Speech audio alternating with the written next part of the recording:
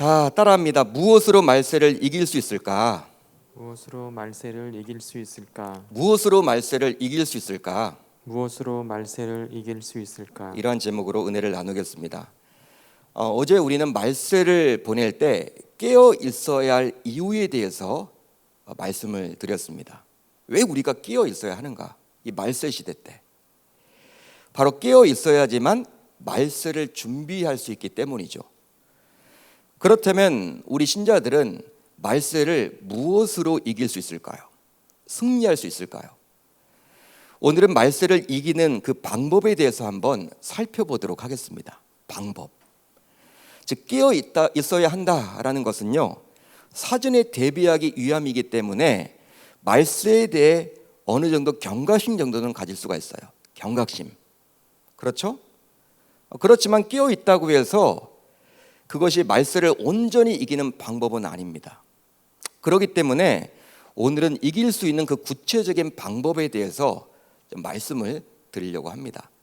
어제보다 좀 이제 깊이 들어가는 거죠. 우리가 그냥 깨어서 경각심 정도를 가져야 된다, 그게 아니라 진짜 이제 이 말세를 어떻게 살아낼 것인가, 이겨낼 것인가, 좀 실천적인 내용으로 들어가 보도록 하겠습니다. 오늘 우리가 읽었던 요한계시록은 마지막 때를 위해 주님께서 주신 계시의 말씀이라 할 수 있습니다. 마지막 시대 때. 요즘에 읽어야 돼요, 요한계시록을. 시간이 되면 요한계시록 강해를 쭉 해도 좋을 텐데 이건 연구를 많이 하고 해야 되겠죠. 좀 이단들도 많이 이걸 다루고 있고, 이단들이 참 많이 다루는 것 같아요, 오히려 요한계시록을. 그래서 잘못 풀어내죠. 우리가 여러분 정통적인 신학 내에서, 개혁주의 신학에서 잘 여러분들을 우리가 다뤄야 합니다. 계시의 말씀이기 때문에 아직 이루어지지 않은 말씀이라고 할 수 있어요. 아직 이루어지지 않았다. 창세기부터 요한계시록 전까지는 모두 이루어졌죠. 여러분, 우리가 성경을 보면 그리스도를 우리가 볼 수가 있어야 되는데, 구약 성경 39권을 통해서는 오실 메시아에 대한 기록이죠. 오실 메시아. 예수님이 아직 오시지 않았잖아요, 구약 시대 때는. 신약은 오신 메시아, 초림하셨죠. 요한계시록은 재림하실 메시아, 그리스도, 재림에 대해서 이야기를 해주고 있는 이 성경이 바로 이 요한계시록입니다. 따라서 주님의 재림에 대해 우리 주님께서 자신의 백성들에게 미리 알려주신 예언이라 할 수 있습니다. 여러분, 그런데 오늘 보면 3절을 볼까요? 이렇게 기록이 되어 있죠. 우리 한번 같이 읽어봅니다. 시작. 이 예언의 말씀을 읽는 자와 듣는 자와 그 가운데 기록한 것을 지키는 자는 복이 있나니 때가 가까움이라. 때가 가까움이라. 때가 가깝기 때문에 이 요한계시록을 봐야 한다는 거예요. 그러니까 여러분, 3절에 이렇게 딱 기록을 하고 이제 시작을 합니다. 요한계시록은 때가 가까움이라. 말세 때 읽어야 될 말씀이다, 이거예요. 여러분, 이 구절은 어떤 의미일까요? 방금 제가 읽었던 이 3절은 어떤 의미입니까? 아무리 하나님께서 말세에 관해 예언해 주셨다고 해도 그 예언의 말씀을 읽고 듣고 지키지 않는다면 아무 소용이 없다라는 거예요. 하나님께서 주셨어도 우리가 읽지 않고 듣지 않고 지키지 않으면 꽝이라는 거예요. 아무 소용이 없다라는 거예요. 그러니까 경고해주고 있는 거예요. 너희들 그러기 때문에 말씀을 읽어야 되고 들어야 되고 또 지켜야 된다, 그 말입니다. 그런데요, 말세가 되면 하나님의 말씀을 진리라고 믿지 않은 분위기로 흘러가는 경우가 참으로 많습니다. 놀랍게도, 안타깝게도. 바로 요즘이 그런 시대죠. 물론 불신자는 언제나 하나님의 말씀을 진리라고 여기지 않았어요. 불신자니까 하나님 말씀을 진리라고 여기지 않죠. 그냥 성경 책이죠, 책. 하나님의 말씀이 아닌 거죠.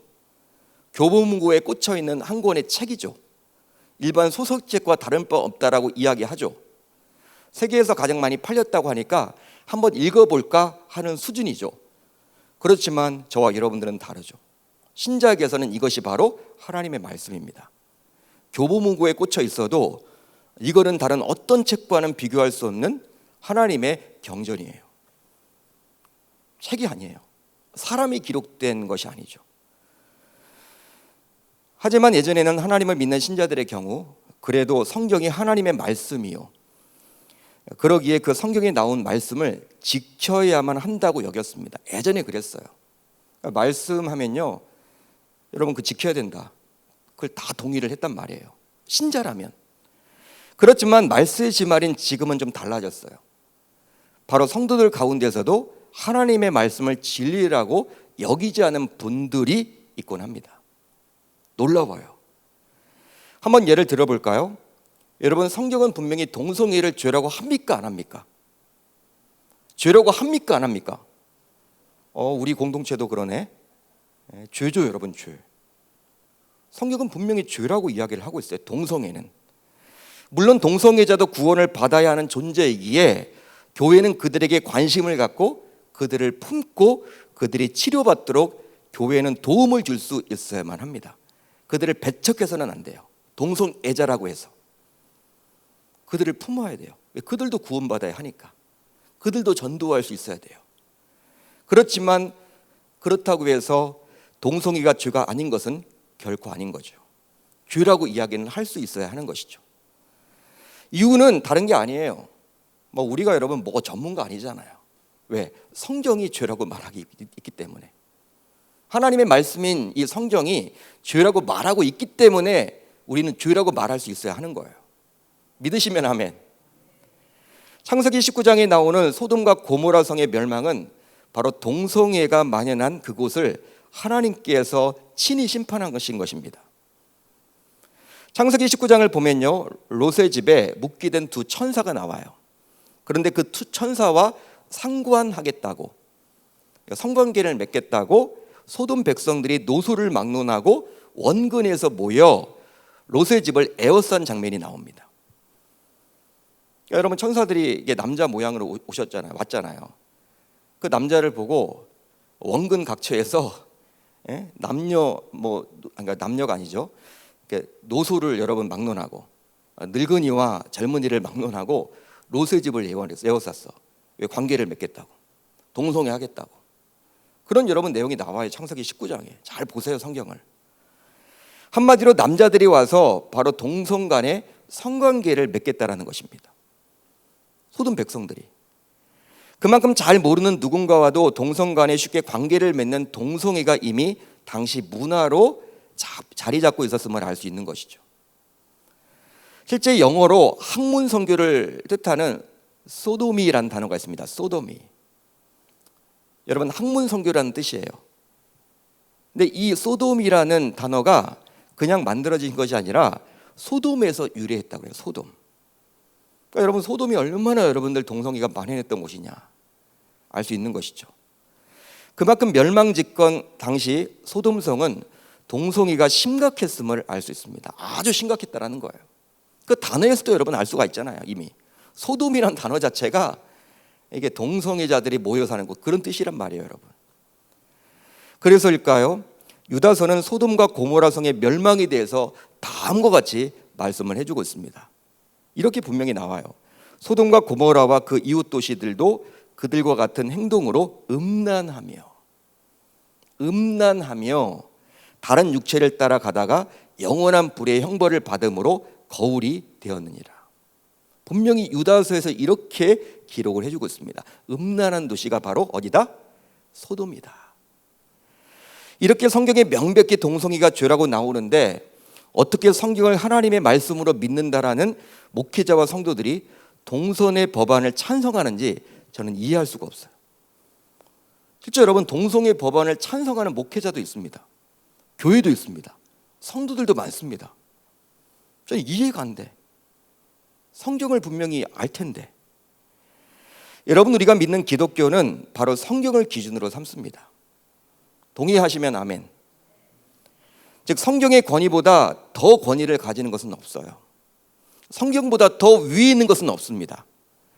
따라서 교단 헌법이나 교회 정관이나 심지어 교회 전통보다도 성경이 더 중요하다고 볼 수 있어요. 교회 전통 중요하죠. 그렇지만 그 전통 앞세우다가 캐톨릭이 되는 거예요. 캐톨릭이 여러분 다른 게 캐톨릭이 아니라 전통이 중요하잖아. 교황이 중요하잖아. 교황이 성경보다도. 그러니까 목사보다도 성경이 더 중요한 거예요. 우린 더 그걸 놓쳐서는 안 돼요. 목사가 여러분들 왜 존중받아야 하냐면 하나님의 말씀을 전하는 직분자이기 때문에 존중받는 거지 다른 게 아니라는 거예요. 하나님의 말씀이 가장 여러분 권위가 있어야만 해. 그런데 그 성경이 하나님이 창조한 남자와 여자를 통해서 가정을 이루고 생육하고 번성하라고 나오는데 어떻게 남자와 남자 그리고 여자와 여자가 관계를 맺고 심지어 가정을 이루려고 한단 말입니까? 요즘 국회에서 발의된 법안들을 보면 동성애를 더 이상 죄라고 말하지 못하도록 만들어요. 그 통과되면. 제가 이제 죄라고 말하는 순간 저도 이제 법의 제약을 받게 돼. 예? 여러분 심지어 그것보다 더 무서운 것이 무엇이냐면 지금 우리나라 이제 헌법에는 이 가정을 이루려면요 남자와 여자가 결혼해서 이룰 수가 있거든요. 요즘에는 어떻게 바뀌려고 하냐면 남자와 남자가 결혼해도 인정하자는 거예요. 가정으로. 여자가 이렇게 결혼해도 가정으로 이렇게 만들어 주자는 거예요. 왜? 그들도 인권이 있지 않냐? 인권을 앞세웁니다. 그러니까 여러분 인권과 성격이 지금 대치되고 있죠. 대치되는 게 아니에요, 여러분. 하나님은 사람을 사랑하죠. 그렇지만 하나님의 범위 안에서 사랑하고 계시는 거예요. 그것을 우리가 다 깨부수려고 하는 거죠. 그렇기 때문에 비성경적인 법안들이라 할 수 있습니다. 요즘 이렇게 국회에서 발의가 자꾸 되죠. 자꾸 발의를 해요, 발의. 지금이 때다 그렇게 했는지 또 코로나 상황이다 보니까 뭐 교회에서 이렇게 어떻게 할 수 있는 역할들이 많이 없잖아요. 잘 모이지도 못하고 하다 보니까 국회에서 여러분 슬그머니 이제 통과를 시키려고 한단 말이에요. 그러기에 저를 포함하여 우리 교회는 이 법안 상정에 반대를 하는 것이죠. 실제 어떤 의미로 이런 동성애 법안은 하나님의 창조를 계무시하는 것입니다. 따라서 동성애가 죄가 아니라고 말하면서 설교를 한다면 하나님이 보기에 가증스러운 거예요. 그런 목회자가 있어요, 여러분. 바로 성경을 하나님의 말씀으로 믿지 않은 자가 하나님의 말씀을 전하는 것이기 때문이죠. 하나님 보시기에 얼마나 여러분 가증스럽겠습니까? 야, 너는 믿지도 않은데 왜 전하니? 너도 믿지 않으면서 왜 전해? 이처럼 말세인 요즘은 목회자를 포함하여 신자들 중에서도 하나님의 말씀을 진리로 여기지 않은 분들이 있다 보니 말씀을 있는 그대로 믿지도 않고 그러다 보니 읽지도 않고 듣지도 않고 또 지키지도 않는 분들이 점점 많아지고 있습니다. 너무나도 안타까운 일이죠. 따라서 이런 시대적인 분위기를 모를 리가 없는 하나님께서는 요한계시록 1장 3절의 말씀을 통해서 그렇게 해서는 결코 아니 된다라고 저와 여러분들에게 권면해주고 있는 거예요. 경고해주고 있는 거예요. 자, 1장 3절을 다시 볼까요? 이렇게 기록이 되어 있죠. 이 예언의 말씀을 읽는 자와 듣는 자와 그 가운데 기록한 것을 지키는 자는 복이 있나니 때가 가까움이라. 여러분 누가 복받는 자예요? 누가 복받은 자예요? 말씀을 읽는 자와 듣는 자와 그것에 기록된 것을 지키는 자. 그러니까 저와 여러분들은 말씀을 우선 읽어야 되겠죠. 그리고 들어야 되겠죠. 그것까지는 잘해. 그것까지는 잘한단 말이에요. 우리 교회도 거기까지는 잘해. 근데 그 다음이 뭐예요? 기록한 것을 지키는 자는 복이 있다. 저와 여러분들 모두 단순히 말씀을 읽고 듣는 것에 머무르지 마시고 이렇게 지키는 것까지도 나아갈 수 있는 영권을 가지실 수 있기를 바랍니다. 거기까지 나가야 하는 거예요. 세 가지를 분명히 말을 해주고 있죠. 말씀을 듣고 읽고 그것의 끝이 아니라 지켜라. 그렇습니다. 말세를 맞게 된 코로나19, 말세에 맞게 된 코로나19, 코로나19로 인해서 정말 많은 분들이 힘들어하고 있어요. 진짜 힘들어하고 있어요. 그리고 몸과 마음이 모두 지쳐 있죠. 점점 지쳐만 가죠. 그러다 보니 요즘은 코로나 불로 힘들어하는 분들도 점점 늘어만 가고 있습니다. 제가 이렇게 신방을 해보면 너무 힘들다라는 거예요. 우리 권사님들도 집사님들도 연배가 높다 보니까 뭐 활동 제약이 뭐 그 이전에도 많지 않았지만 요즘은 더 할 수가 없잖아요. 자녀들이 반대하고 어디 가는 것도 그렇고 운동 자체를 하지 못하다 보니까 다 여러분 근력도 지금 다 무너져 있고 기력도 떨어지고 하다 보니까 정신적으로도 힘들어하는 분들이 너무나 많아요. 우리 교회 내에도. 아마도 코로나가 장기화되면서 삶에 많은 제약이 생기다 보니 그런 것 같습니다. 하지만 잘 생각해 보면 코로나로 인해서 시간적인 여유는 더 생겼습니다. 여러분 그렇지 않나요? 한번 여러분 떠올려 보세요. 코로나 전과 코로나 이후를 떠올려 보세요. 동일하게 24시간이 여러분들에게 주어졌습니다. 시간적인 여유는 더 있는 것 같아요. 예를 한번 들어볼까요?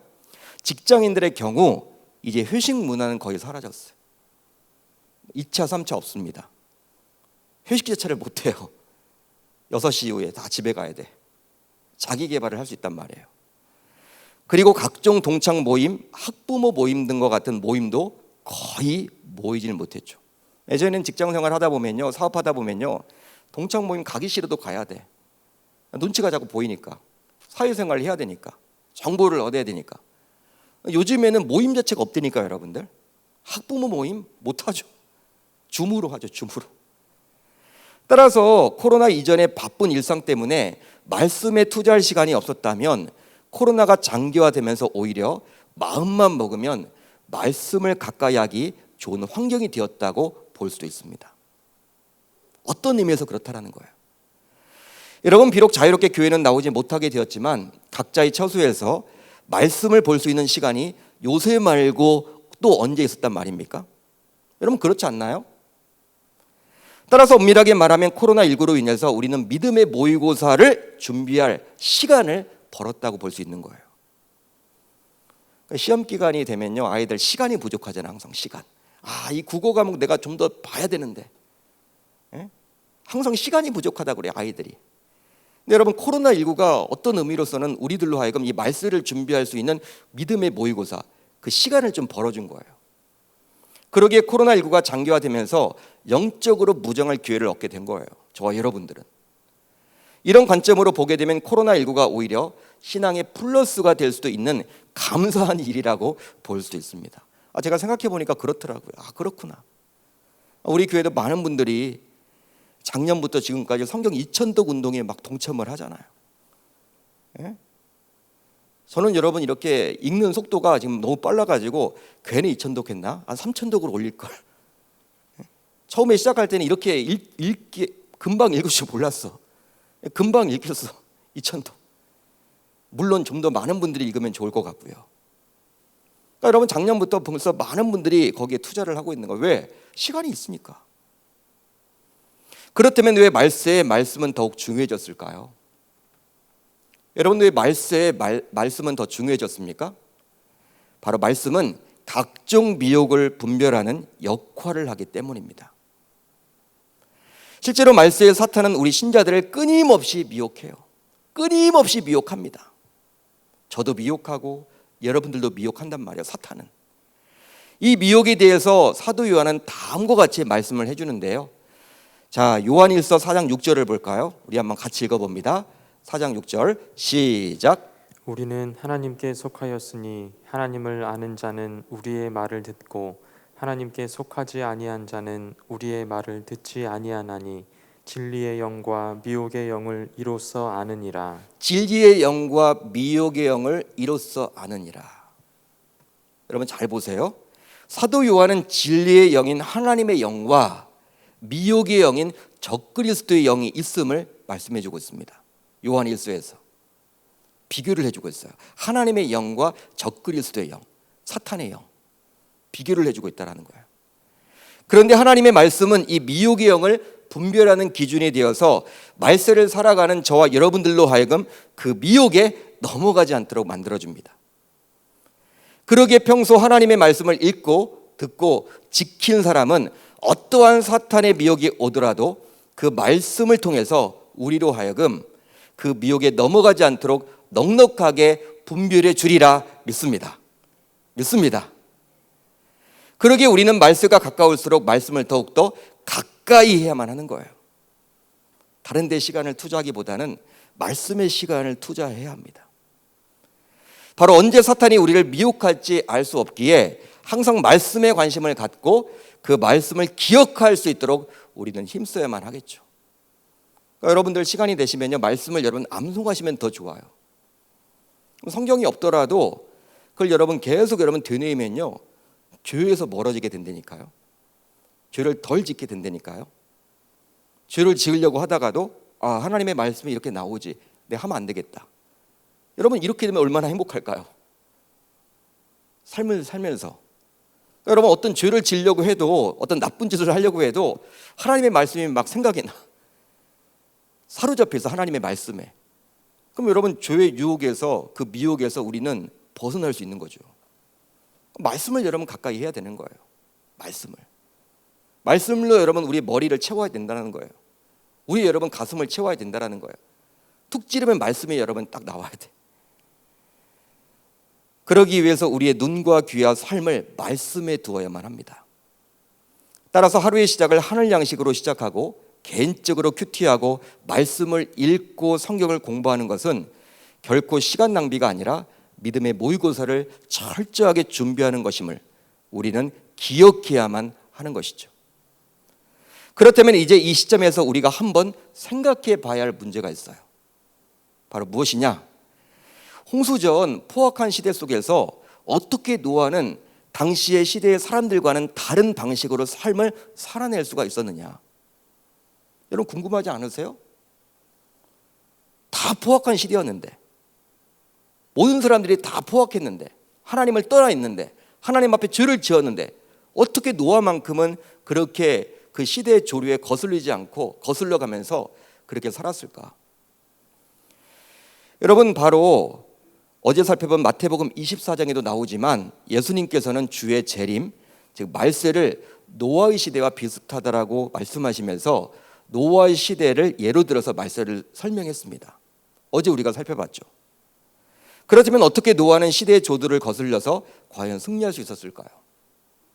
바로 하나님의 말씀에 전적으로 순종했기 때문입니다. 다른 게 아니에요.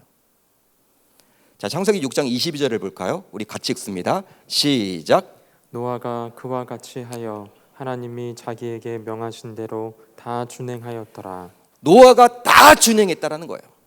모두 준행했다라는 거예요. 말씀에 순종했다라는 거예요. 실제로 노아가 살던 시대에는 비가 내린 적이 없었습니다. 비가 내린 적이 없었어요. 노아가 살던 시대에. 그런 시대에 비도 오지 않는데 하나님께서는 노아에게 어마어마한 크기의 배를 만들라고 했기에 이것은 사실 말이 되지 않는 거죠. 한번 여러분 생각해 보세요. 하나님이 배를 만들라고 했는데 그 배가 보통의 배가 아니야. 지금 우리들의 관점으로 보게 되면 항공모함과 같은 어마어마한 크기의 배를 만들라는 거예요. 어떤 크기로?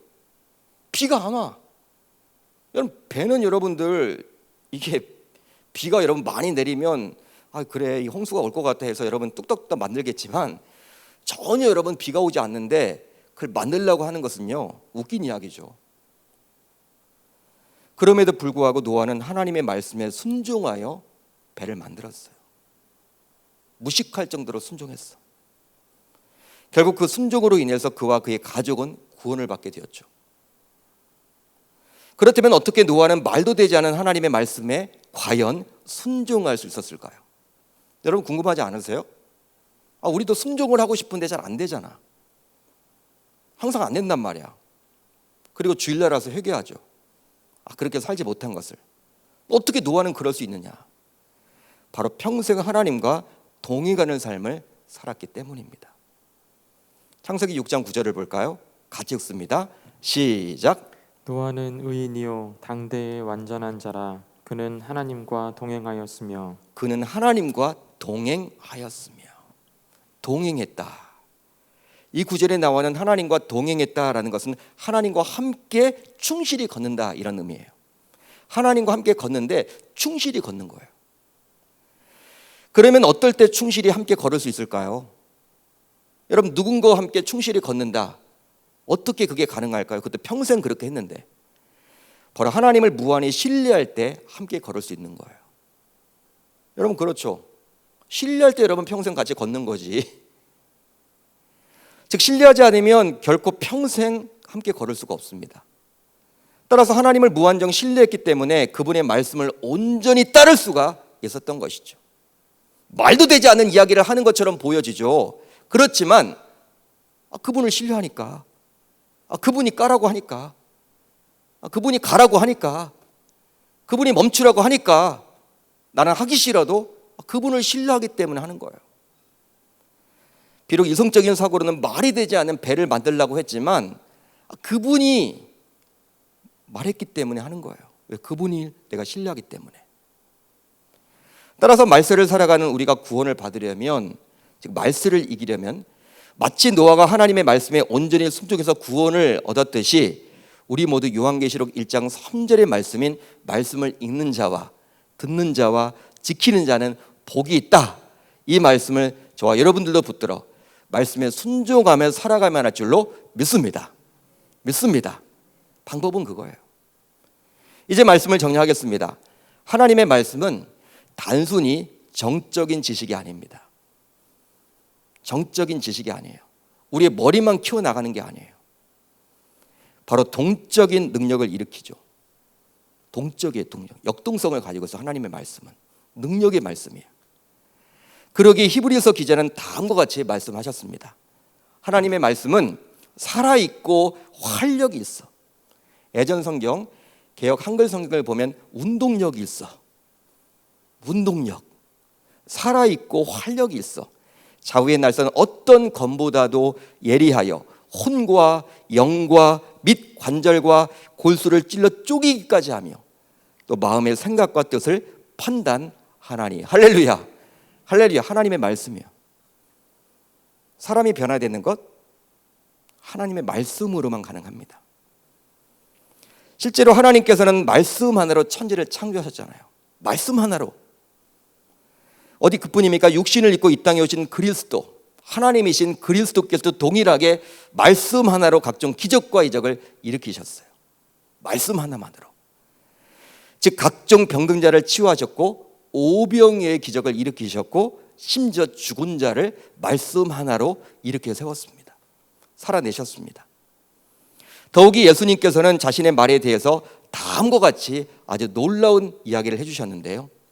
천지는 없어지얼전정 내 말은 없어지지 아니하리라.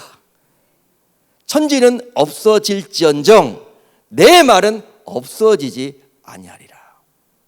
이게 하나님의 말씀이라는 거예요. 천지가 없어지더라도 말씀은 남는다라는 거예요. 따라서 하나님의 말씀은 당연히 변하지 않은 능력 그 자체라고 할 수 있습니다. 여러분 동의하시면 아멘. 동의가 되시면 아멘. 실제로 바울의 서신서 가운데 하나인 에베소서, 그 에베소서 6장을 보게 되면 우리 성도들이 겪게 되는 영적 전쟁에 대해서 바울은 자세히 설명을 해줍니다. 그런데 그 영적 전쟁을 이길 수 있는 무기들로 하나님의 전신갑주를 취해야 한다라고 바울은 우리에게 이야기를 하고 있어요. 하나님의 전신갑주, 그게 무엇입니까? 바로 진리의 허리띠, 의의 호심경, 평안의 신, 믿음의 방패, 구원의 투구, 그리고 마지막으로 성령의 검, 즉 하나님의 말씀입니다. 여러분, 이 여러 무기 가운데 오직 성령의 검인 하나님의 말씀만이 공격용 무기라는 거예요. 다른 것들은 다 방어용입니다. 구원의 투구, 의의 호심경, 평안의 신, 여러분 다 이게 방어용이죠. 오직 말씀만이 공격용이에요. 여러분 아무리 방어용 무기로 무장을 한다 하더라도 결과적으로 거센 사탄의 공격을 이겨내려면, 즉 승리하려면 공격용 무기인 성령의 검인 말씀이 필요함을 저와 여러분들은 기억해야만 하는 거예요. 찔러야 되겠죠. 방어만 해서는 이길 수가 없죠. 그만큼 말씀은 말세를 이길 수 있는 유일한 무기임을 저와 여러분들은 놓쳐서는 아니 될 줄 믿습니다.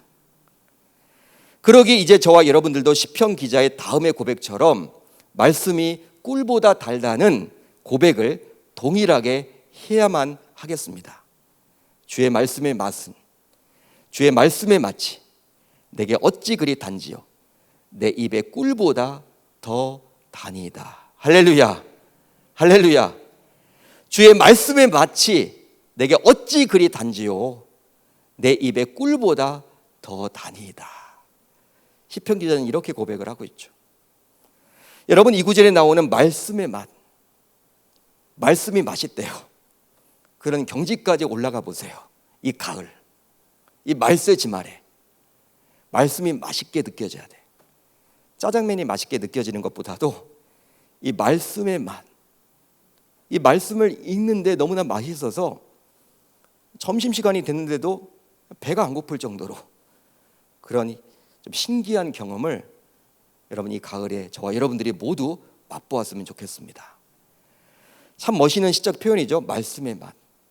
따라서 말세지만을 살아가는 우리들 모두 말씀의 맛을 알고 맛보며 살아가기는 저와 여러분들이 모두 되실 수 있기를 우리 주님의 이름으로 축원합니다.